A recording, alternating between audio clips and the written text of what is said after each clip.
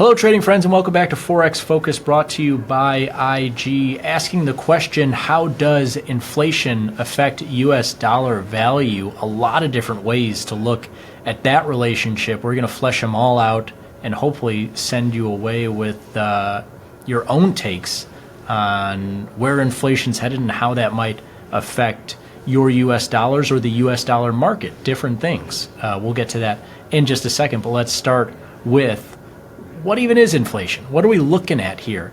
Well, broadly speaking, high inflation, which you may have been hearing about for the last couple of years, reflects increasing prices. And here we have the major US CPI inflation rate, which helps to monitor inflation in the US. And this is a rate at which you've seen in the last couple of years has been as high as above 8% and as low as close to 0%. That lets you know on a year-over-year basis how much higher or lower, they can also be decreasing, prices for a basket of goods and services, essentially just a benchmark of goods and services in the U.S., are costing. And so when we saw 8% inflation in 2022, that means that that basket of goods and services is 8% more expensive compared to your US dollar then in 2022 than it was at the same time in 2021. And so again, high inflation, increasing prices, 0% inflation or negative or deflation means that prices are moving lower, which you might think, hey, that's a good thing. The dollars that are in my bank account can buy more things, but we're not going to go deep on it today.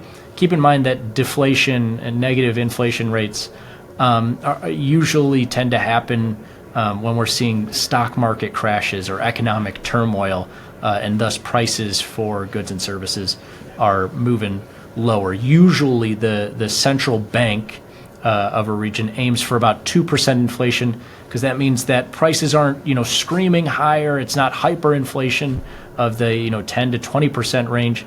But the economy is moving forward, up and to the right at a 2% rate year over year. But let's look a little bit deeper at what this technically means, because, again, you might say, okay, well, that's pretty clear that my $100, let's say, at an inflation rate of 8%, can buy essentially 8% less things this year than it could last year. And the CPI reading, for example, it measures stuff like energy and shelter and food, as well as apparel and other smaller markets, vehicles and everything else. But again, you can see these different pieces of the equation moving. And sometimes, for example, you can have energy prices, and you see there that blue line, that bright blue line there, energy prices or food prices, commodity prices in general, they can really skyrocket for whatever reason, and that can pull the broader inflation rate higher and can cause your $100 to be worth less in terms of food, energy, shelter, and all these different things. But keep that in mind, because we're going to get to a different version of the US dollar market in just a second. High inflation means that you're seeing increasing prices, and your US dollar is worth less in terms of food, energy, and shelter than it was last year, because that's going to be different than the forex market, which we're going to get to in just a second.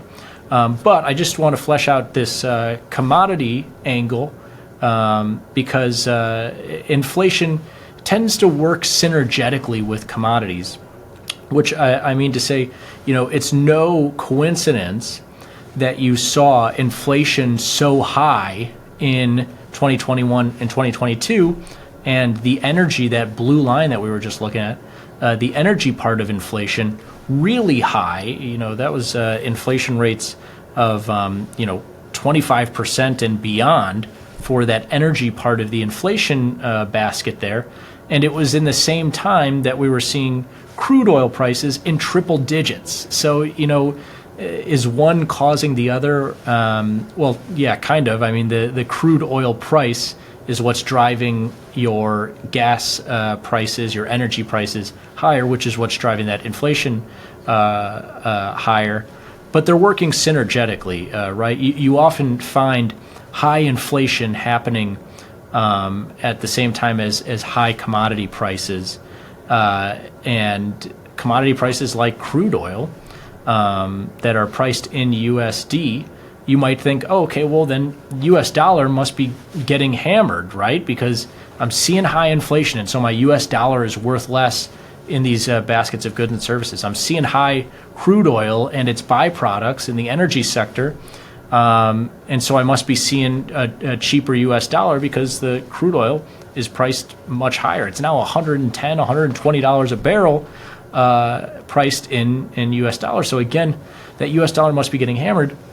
Well, keep in mind now as we bring the forex part of it into it, the US dollar can still be doing unchanged or can be getting stronger compared to other currencies. And so this is the piece that kind of differentiates, because you can have, as we have in recent years, have high inflation in the US that we saw got as high as above 8%. And it's been a pretty bullish US dollar market. And that's because the forex market, while it is absolutely affected by inflation, it's more affected by how inflation and employment and interest rates are doing in the US compared to Australia or the Euro area or the UK. Because in the same time that we've had this high inflation the last couple of years, we've also seen, for example, the euro versus the dollar get down below parity, strong US dollar there. We've seen, and we have the example to show you here, the US dollar in that same time frame, the last couple of years, get to 30-year highs against the Japanese yen.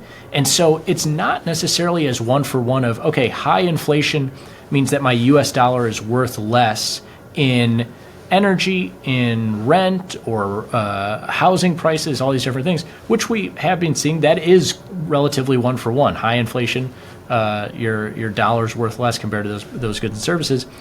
But your dollar can go further in other regions if the US and its inflation and the rest of its data points are showing a stronger economy than Japan, for example, or euro in different parts of the last couple of years, or the Australian dollar.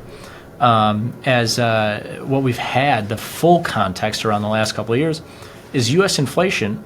It sparked a little bit before what we saw in the Euro area in the UK. And the US and the Fed hiked interest rates quicker and further than all those different regions. And that actually drew some US dollar demand, and the dollar got some strength. And like you see here, the dollar versus the yen has gone from $1 getting you around 100 or 110 Japanese yen to now it's getting you over 150 Japanese yen, nearly 50% depreciation in the same time that we've been seeing high inflation in the US. And so inflation is a very nuanced thing, and how it affects interest rates and employment and the economy in general. It's usually, high inflation is usually a bad thing for your US dollar if you're spending it domestically. But if you're trading forex or you're going abroad, it can be either, if everybody had the same inflation, same interest rates over the last couple of years, maybe forex markets wouldn't have moved at all. But what we have seen recently is high inflation in the US and globally, but also a strong US dollar market. So the effect on that US dollar, very nuanced and usually dependent on the context. There you have the current context, and so we'll see if inflation stays high in the US and interest rates stay high in the US. That might lead to some further US dollar bullish action, or if US inflation sinks, though you might be happy about that as someone who's buying goods and services in the US, that could cause U.S. interest rates to sink and could cause that U.S. dollar to depreciate in the forex markets. Huge organism of asset classes and trading as always, but we'll continue to monitor that inflation and that U.S. dollar with you in the near future.